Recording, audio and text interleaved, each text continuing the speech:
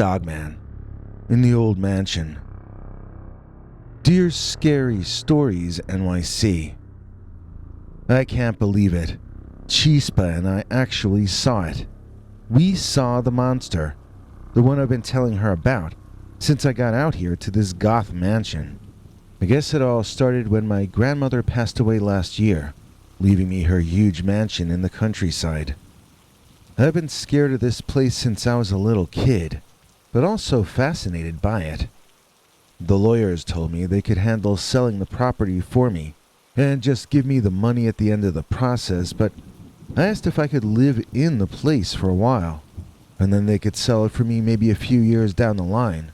Everyone thought I was crazy for wanting to stay here all by myself since I couldn't afford to keep the help on, but I had such intense memories and questions about this place. Plus, I knew I had to face my fears. I've always been into the paranormal, and I've always believed that there are things out there beyond our understanding. This was my chance to find out for sure, by living in a house that I was 99% certain was haunted, or something. If I could prove it really was, then I could sell the place to Zach Bagans and retire before I turned 30. So I moved in, but after I started to sort of feel comfortable in the old place, I woke up one night, not sure why I had just awakened. Everything seemed quiet. Everything seemed normal. I was about to lay back down to my pillow when I could have sworn I saw a very large dark figure walking past my bedroom door. I was certain enough of it in that moment that I gasped, and I leaped out of bed to slam the door in fright. But just before I closed that door, I peeked out in both directions, and I certainly didn't see or hear anything moving anywhere on that floor of that wing of that ancient home. Like I said, I had dismissed all the staff because I wanted to know that any sounds or sights in that place were not going to be being made by another human. The first night it happened, I thought my eyes were playing tricks on me. But the second night, it was more vivid than ever before. It was man-shaped, but it was not a man. It was some kind of a hairy creature, looking kind of like a wolf man from the movies, but with a more canine head than they usually have in those pictures, at least the ones that I've seen. The creature was walking slowly and deliberately, its head held high, like it owned the place. I even heard it growling faintly. I tried to look closer, but the moonlight reaching the hallway was dim, and the creature soon disappeared out of view. This time I was too scared to get out of bed, but I held perfectly still, holding my breath for as long as I could, straining to try to hear the beast walking away. I could hear nothing except my heart beating loudly like a bass drum. I have tried to investigate, but I couldn't find any sign of the creature during the day. To be honest, I have never searched for it more than a few rooms at a time, since it really truly stresses me the HE double hockey sticks out. Each time I open a door, I half expect to see that monster man jump out at me and eat my face off. I can't explain what this creature is, or why it's coming here. It seems to be intelligent, moving with purpose and direction, albeit without a visible destination. I have tried to rationalize it, but I can't, and I fear waking up in the middle of the night to see the creature in front of my door, or even at the edge of my bed. In the end, I cannot dismiss it as a figment of my imagination. Something is happening in this mansion, and I have to find out what it is before it's too late. So, I invited Chispa to come stay with me. Now, I met Chispa a few years ago at a political rally, and then we found out we went to the same high school, and we've been best friends ever since then. She was the only girl in our school that all the guys were crazy about, who never wore makeup or shaved her armpits. And to me, that made her like a real-life superhero. Chispa Intensa, that's her graffiti tag, and her rap name, although I don't know how serious she really is at either. What she is serious about is being my most loyal friend ever. And so I asked her to come out and stay in the room next to me at night. You know, to see if she could see the werewolf monster also. Chispa was hesitant at first, but she knows how important this is to me. I told her that we would be like the Ghostbusters, except we wouldn't have any fancy gadgets or proton packs. And instead of a ghost, we'd be looking for a giant wolf man with a mouth large enough to bite a human arm off. I'm sure that pep talk reassured her greatly. The first couple of nights were uneventful. We watched movies, talked about boys, talked about girls and boys, and stayed up late. But last night was different. We were both fast asleep when we heard a strange noise. It sounded like something scratching at the closed bedroom door. I thought it was a dog or a rat or something nasty, so I just wanted to stay in bed. But Chispa, sleeping in the bed next to me, insisted we both get up and investigate. She quietly counted to 3, then pulled the door open fast. It was right there. The monster. The Dogman, or werewolf, or whatever it was. It was standing in the hallway just outside our bedroom. I wasn't sure if I was really seeing what I was seeing, but then I looked at Chispa, and that confirmed it. We both screamed, slammed the door, and ran back to bed. Chispa and I spent the rest of that night huddled together, too scared to go back to sleep. We talked about what we saw, and we tried to make sense of it. I tried to convince myself that it was just a hallucination, but I knew deep down that it was more than that. The next morning, Chispa forced me to help her search the entire house, which took almost 3 hours, even though I couldn't even find the keys to the west wing. But there was no sign of the monster. I told Chispa when a house is this large, all that someone has to do to stay hidden is keep moving one room ahead of the searchers. The chances of us finding that creature were infinitesimally small. I know what we saw, though. I can't explain it, but I know it was real. So all day long, Chispa and I talked about going to a store somewhere to buy some cameras to set up around the place, motion activated. We could put one at each end of that hallway, and if the huge Dogman showed up again, we'd get it on video. The thing is, we didn't actually hop in the car and drive to a store. We just talked about doing it and checked prices at different stores online and whatnot. All of a sudden it was getting dark, and we were already watching that Spike Lee Malcolm X movie, when we heard a howling coming from right upstairs. Chispa asked me if I was going to investigate. I asked her why I would want to do that. She had no answer for me. After a while, Chispa suggested that maybe that disappearing, reappearing werewolf upstairs was some kind of apparition or a residual haunting. She meant maybe it was like something that replays over and over again under certain circumstances. In that case, it would never come downstairs. So all we had to do to never see that dog-headed wolfman ever again was sleep downstairs that night on the sofa and the recliner. Any kind of reasoning that gave me permission to stick close with Chispa was sound and logical to me. She's like a foot taller than I am. Well, 8 inches I think it is when I stand up straight, but I never stand up straight. So Chispa's like a foot taller than I am. Anyway, she reclined in the recliner, and I couched myself, and the two of us passed out.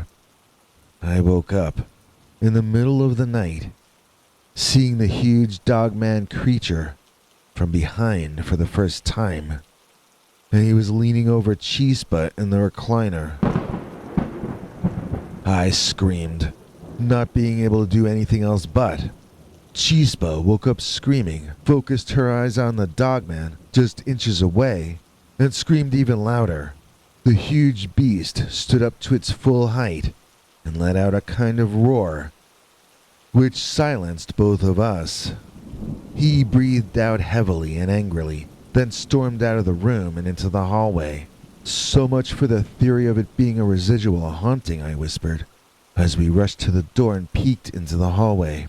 There we both saw it walk right through a closed door and disappear from our view. So much for the theory of it being a real physical animal, said Chispa. We both sat together on the couch, with our arms around each other, trying to get some sleep until the sun got up. The next morning, Chispa wanted to know what was on the other side of that wall that the werewolf had walked through, and so we figured it out. And once we were there, in that old bedroom, which hadn't been used in decades, if it had ever been used, we could find nothing out of the ordinary. At first, we decided to try spending the night there in that bedroom with a whole bunch of cameras set up.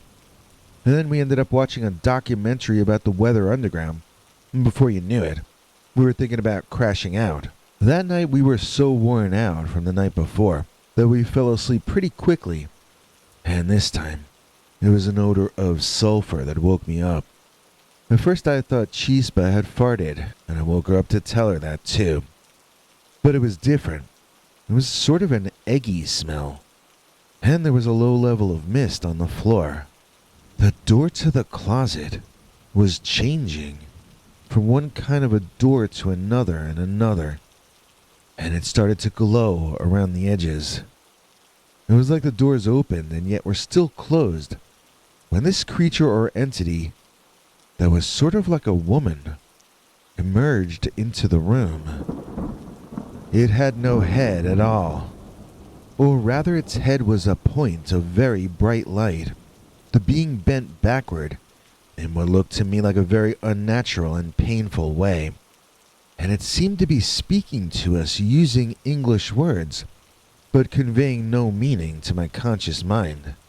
I wondered if it was poor semantics, or if there really was no information at all in this garbled message being uttered to us. But then it spoke again, telling us things that hit me very hard, both in my mind and in my heart.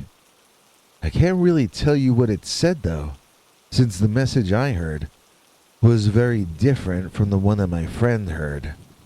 We both felt that we were hearing wisdom from beyond human awareness, being simplified down into little chunks that made sense to us. And it all seemed so beautiful and perfect in that moment. We watched as the woman-shaped thing moved past us and through a wall, ending the experience and leaving us emotionally exhausted.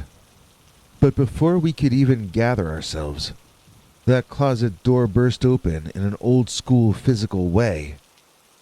And out of that door came a Dogman, or a werewolf, possibly the same one we'd been seeing.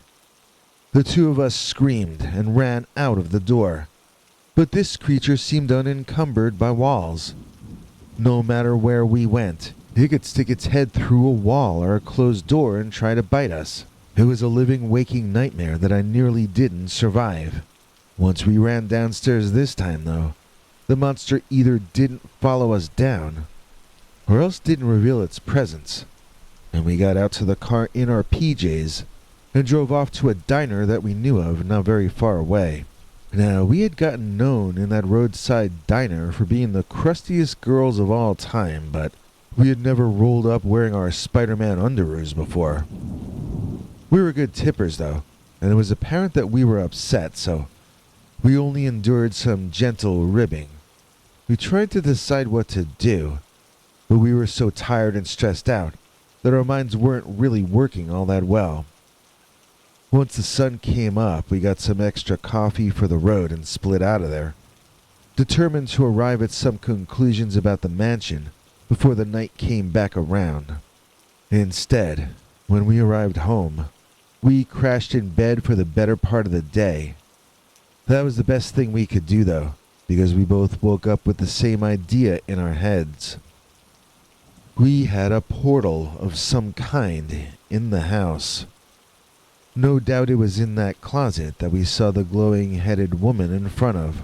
That was also where the Dogman came out of as well. It had to be an entrance, or an exit, from some other kind of reality. The Dogman or werewolf reality. When we found ourselves finishing each other's words, we realized we had to get out of that place that night and go stay at a motel. Which is what we did. We decided to visit the house in the daytime, and then we were going to go find other places to be at night. So we took our time throwing our stuff together and into the trunk and back seat of the car. But before we left, I heard Chispa calling to me from that weird bedroom. I walked up there to see what was going on, and when I turned the corner to enter the room, my mind was blown right out of my skull. The closet door was open, or rather, I should say that a closet door was open, since I didn't recognize this closet door and I never had seen it before. And what was beyond that door looked to me like it might be an entirely different world. I mean, we were up on the second floor, yet when I looked out that door, I saw land stretching off into the distance, at the same level as the wooden floor of that mansion's second story. Chispa asked me if I could see it also, but my throat had gone too dry for me to respond. She said she would take that as a yes. Grabbing my hand, she dragged me through that door with her. It was a nice day, not too warm, not too cold. It was early morning in this outside. In our other outside, it was later in the day. Wow, I said to Chispa. Now we have the old outside that's outside. Plus we have this new outside that's on the inside. Chispa looked at me as though she were worried I had a fever. There was a kind of a forest where we were, but it was not a kind of a forest that I had ever seen before. Don't ask me to explain what I mean by that, as the grass was still down at our feet, and the trees still grew over our heads, but it was just an alien-feeling place. Chispa heard the growling first and grabbed me by the shoulder. We have to leave, she said, and I asked her where we would go. I pointed to where we had come from, and I could see no doorway leading back into my grandmother's mansion. Now, Chispa is more about doing than talking, at least more than I am. So I found myself being dragged by the wrist into a space between two bushes, and then discovered that my shoes were walking on a wooden floor again, and that I was inside that weird bedroom once more. Chispa slammed the door behind us, and the werewolf who had been chasing us slammed into the wood from the other side. It sounded like that door would snap if it had only 2 or 3 more hits like that. Chispa was asking me if there were a way to lock the door. She was looking down by the door handle, but I reached up to where there was a little slide lock further up. I slid it over, and the glow behind the door turned off. The rattling and the canine noises all ceased as well, as though they all got hit by a blackout. Curious. I slid the little slide lock to the left, and the sound started up. The light glowed, and I slid that lock right back into position. Somehow locking the door turned that entire reality off, or eliminated our ability to connect to it at least. For us, this sort of removed any need for further experimentation with it. We both drove a few hours to Chispa's favorite aunt's house and had some real food for dinner that night, relieved to know that none of the bedrooms in her aunt's house were haunted by an upright walking canid or a strange glowing-headed woman. The end. For now. Rhonda joined us. She's the Big Dub, newest member of our club. Please join me in welcoming our newest channel member, Rhonda Wolf, whose membership makes this episode possible. Rhonda gets to see our secret, uncensored Dogman stories, and so can you, if you follow the advice of our international TV spokesmongrel, Henry Lee Dogman. Hank? Thanks, Biggie, and thanks to all of you for watching this far. If you liked it, please click like. If you'd like to see more of our work, please subscribe. And also click that bell icon if you'd like to be notified when we put out a new episode. To become an executive producer, you can donate to us through the thanks button under each of our videos or through our paypal.me/PeterBernard209 page.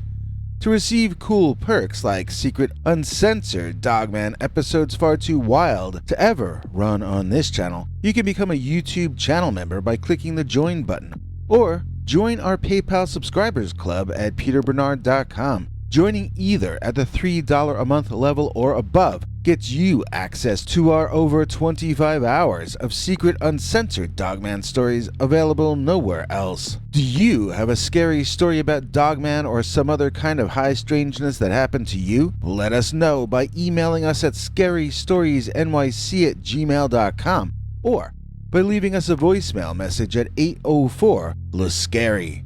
You may need to call back on that when it cuts off after I think 3 minutes. And if you don't want to do any of that stuff, thank you for simply watching to the end. Good night, and have a scary tomorrow.